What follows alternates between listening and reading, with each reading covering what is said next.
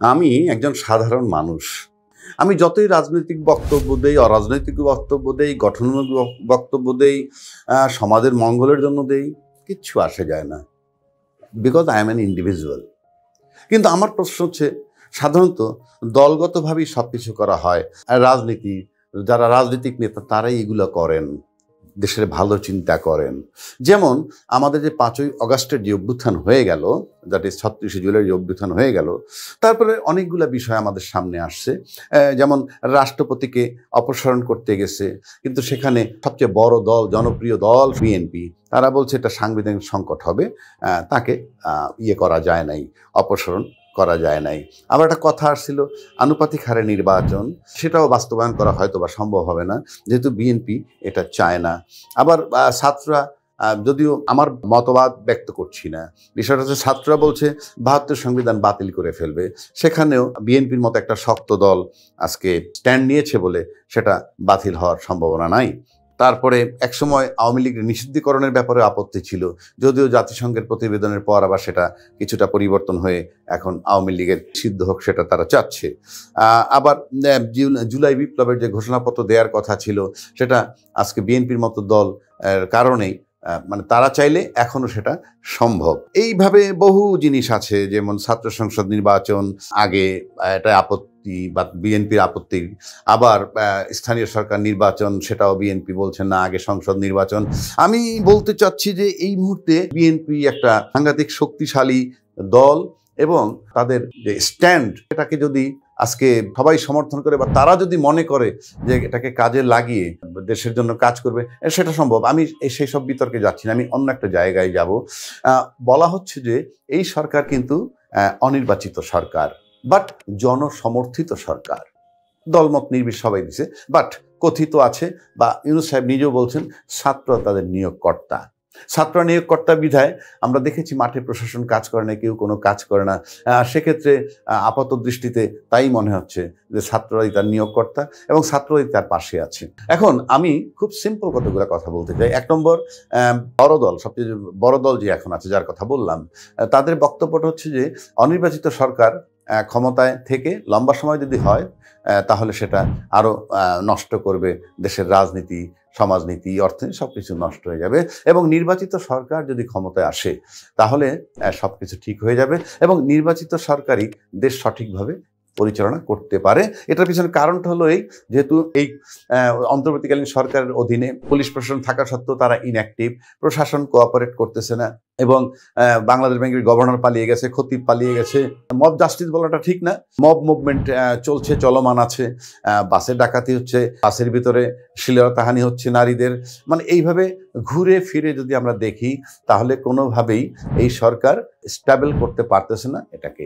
এবং সেটার সাথে রাজনৈতিক দল, বিশেষ সবচেয়ে বড় দল, যা এখন নির্বাচন দিলেই যিনি ক্ষমতায় আসবেন, যারা ক্ষমতায় আসবেন এটা নিশ্চিত মোটামুটি, তাদের বক্তব্য ওই ঠিক একই। এবং তাদের বক্তব্য কোনটা, যে নির্বাচিত সরকার আসলেই সব ঠিক হয়ে যাবে, অর্থাৎ প্রশাসন মাঠে নামবে, প্রশাসন কাজ করবে, দলমত নেবে, সবাই কাজ করবে। যাই হোক, যতক্ষণ ইউনূস সাহেব আছে, আমার যেমন ব্যক্তিগতভাবে অনেক দাবি দেওয়া ছিল, যারা সবচেয়ে বড় রাজনৈতিক দল বা অন্যান্য রাজনৈতিক দল, ইনি তো অনির্বাচিত সরকার, একে যদি কেউ নন কোঅপারেট করে কিচ্ছু আসে যায় না।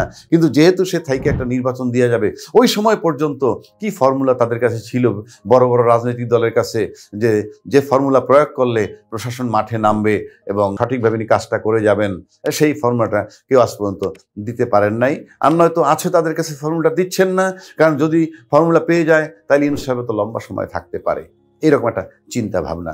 কিন্তু এটা পাশাপাশি এটাও নিশ্চিত, ইউনূস সাহেব সামনে আর কোনোদিন বাংলাদেশের রাষ্ট্রীয় ক্ষমতায় থাকবেন না, মানে অন্য কোনো নির্বাচনী প্রক্রিয়ার মাধ্যমে। এটা আমরা সবাই আজকে পর্যন্ত কেউই অবিশ্বাস করে না, ইনক্লুডিং বিএনপি।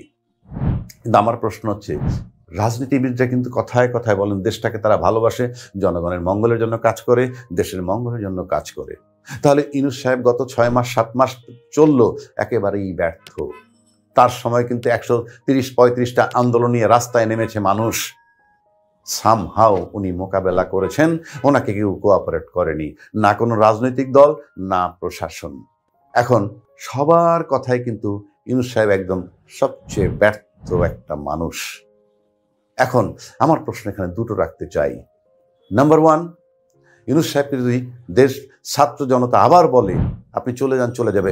আমি যদি বলেন আমি ব্যক্তিগতভাবে বলবো সেটুকু সুযোগ আমার আছে, হয়তো চেষ্টা করলে আমি বলতে পারবো কি আপনি চলে যান।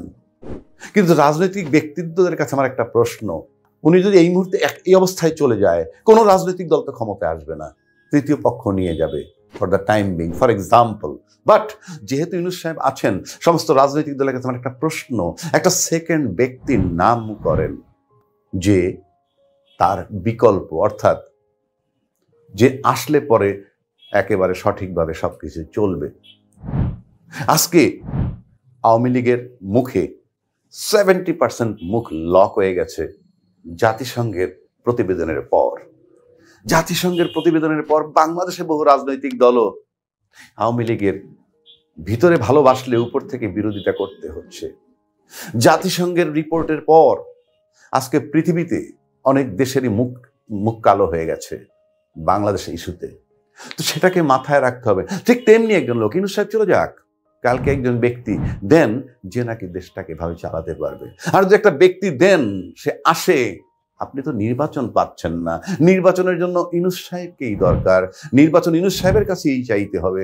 সেই ইউনূস সাহেবকে যদি আপনারা প্রপারলি হ্যান্ডেল না করেন, নন কোঅপারেশন করেন, কোঅপারেশন না করেন, খালি মুখে মুখে সমর্থন দিবেন কিন্তু কোঅপারেশন করবেন না, সমর্থন দেওয়া আর কোঅপারেশন করা কিন্তু এক নয়, সেটা আপনারা আমার চেয়ে ভালো বোঝেন। এটা হলো প্রথম প্রশ্ন, যে তাহলে ইউনূসের বিকল্প কাকে দিবেন, নামটা দেন। জাতিকে নামটা জানানো দরকার এবং দলমত নির্বিশেষে জাতির কাছে গ্রহণযোগ্য হয়। বিশেষ করে জনতা, জনতা বলতে কারা, যারা কোনো দলের সাথে সম্পৃক্ত নয় এমন কোন জনতা, এই জনতা এইটার যদি ফ্লো ওঠে যে হ্যাঁ এই নামটা আসছে অ্যাকসেপ্টেবল, ইউনূস সাহেবকে আমরা তাড়িয়ে দিব, বলবো আপনি চলে যান, এই একটা নাম, যিনি এসে সুন্দরভাবে নির্বাচন দিয়ে চলে যাবেন সবকিছু ট্যাকেল করে। যদি ইউনূস সাহেব চলে যায়, যেই আসুক XYZ, অনিশ্চিত কতদিন থাকবে তার কোনো গ্যারান্টি নাই। ইউনূস সাহেব তো তাও একটা ডেট দিয়েছেন, নির্বাচন 2025-এর ডিসেম্বরে হবে। দুইটা ডেট তার দেওয়া ছিল, ডিসেম্বর 25 অথবা 26-এর মাঝামাঝি। এখন পর্যন্ত কোনো রাজনৈতিক দলের পক্ষে কিন্তু সেটা চেঞ্জ করা সম্ভব হয়নি। আলটিমেটলি মেনে নিয়েছেন তার ডেট, ধরে নিলাম সংস্কারের নামেও তারা ঠিক আছে রাজি আছেন। কিন্তু আমি বলতে চাচ্ছি, দেশকে যেহেতু ভালোবাসেন, দেশের জনগণকে ভালোবাসেন রাজনৈতিক দলরা, এবং ইউনূস সাহেবকে দিয়ে দেশের যথেষ্ট ক্ষতি হচ্ছে, শতভাগ ব্যর্থ, কেউ তার কথা শোনে না, গাড়িতে ডাকাতি হচ্ছে, রাহাজানি হচ্ছে, নারীর শ্লীলতাহানি হচ্ছে, মব জাস্টিস হচ্ছে, ইত্যাদিতে বহু কিছু হচ্ছে, সে আউট অ্যান্ড আউট ব্যর্থ। সুতরাং যদি ডিসেম্বর পর্যন্ত নির্বাচন যায় তাহলে লম্বা সময় কিন্তু দেশটার আরো ক্ষতি হবে। রাজনৈতিক দলের যারা বক্তব্য দিচ্ছেন তাদের ভাষায়, উনি যত সময় থাকবেন তত ক্ষতি হবে দেশের। আমি দাবি করব ওই ইউনূস সাহেবের পরিবর্তে কারো নাম যদি আপনারা না দিতে পারেন তাহলে বিকল্প চিন্তা করেন, ইমিডিয়েটলি আন্দোলন করে আমার মনে হয় সরকারকে নামিয়ে দেওয়া উচিত।